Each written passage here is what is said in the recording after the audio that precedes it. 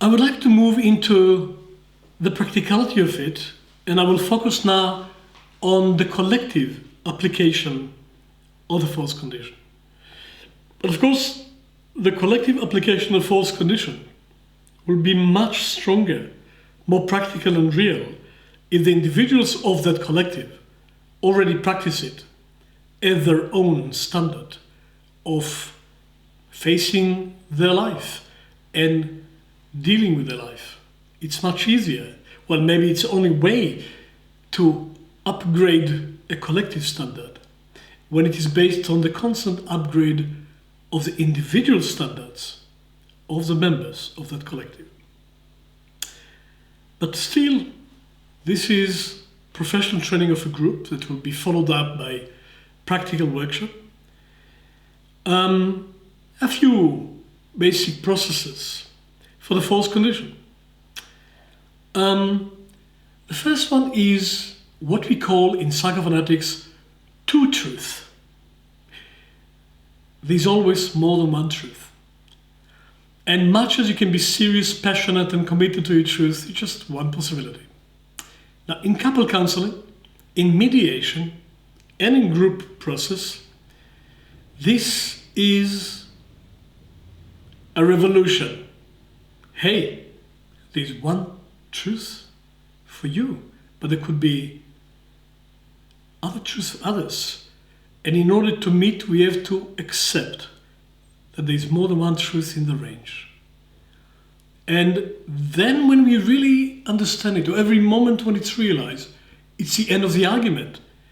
Because this space for your reality, it's not absolute. This space for my reality, it's not absolute.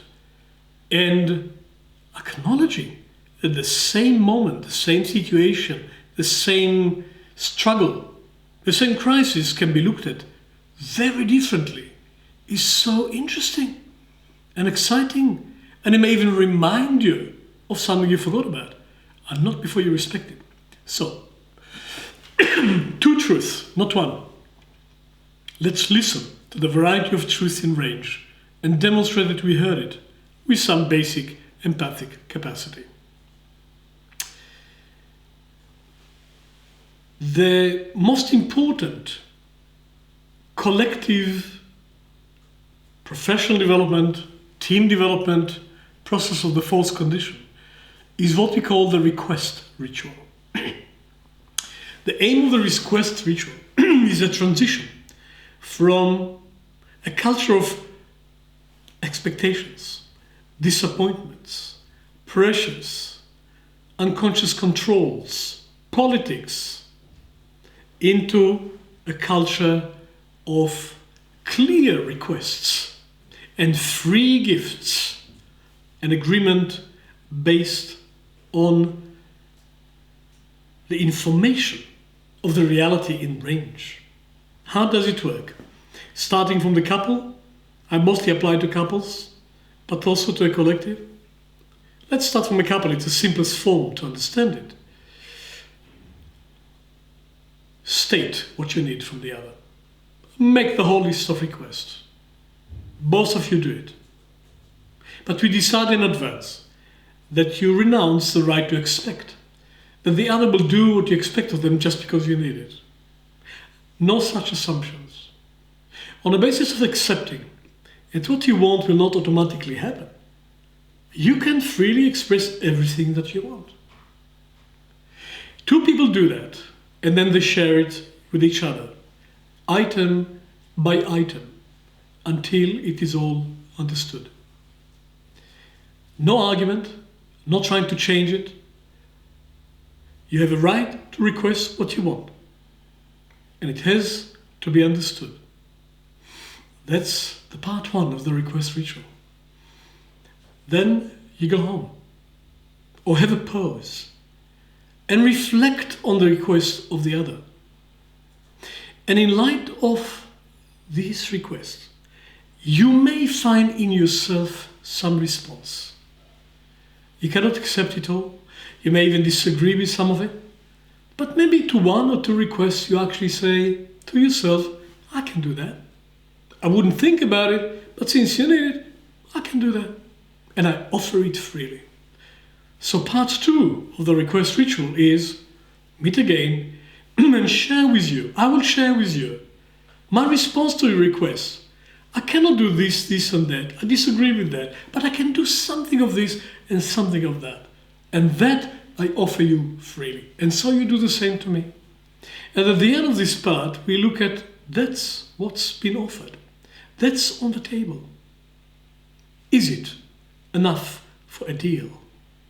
And if it is enough, then part 3 is to make a contract on that basis. That contract is binding because it is made of promises that were given in freedom and in intelligence, provoked by the need of others, but not controlled by their expectations.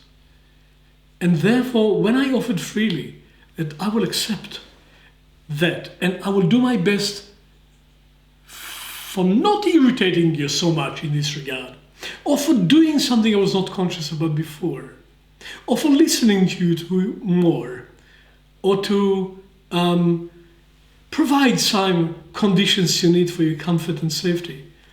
Once I promised it, you have a right to expect it of me, and it's a contract until the next request ritual. There should always be a review period and evaluation. So that's the request ritual, a development of the fourth condition.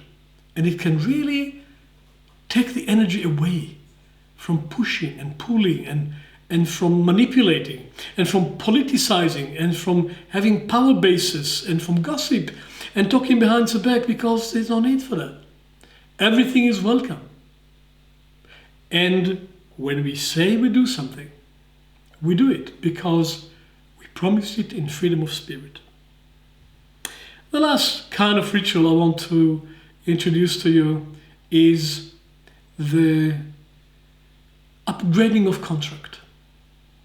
Most people don't even know they have a contract, but contracts run our life. Luckily on the road, in the continent, we agree we drive on the right side of the road. You cross a British canal and you have to drive on the left side of the road or else there's trouble. And that's a contract.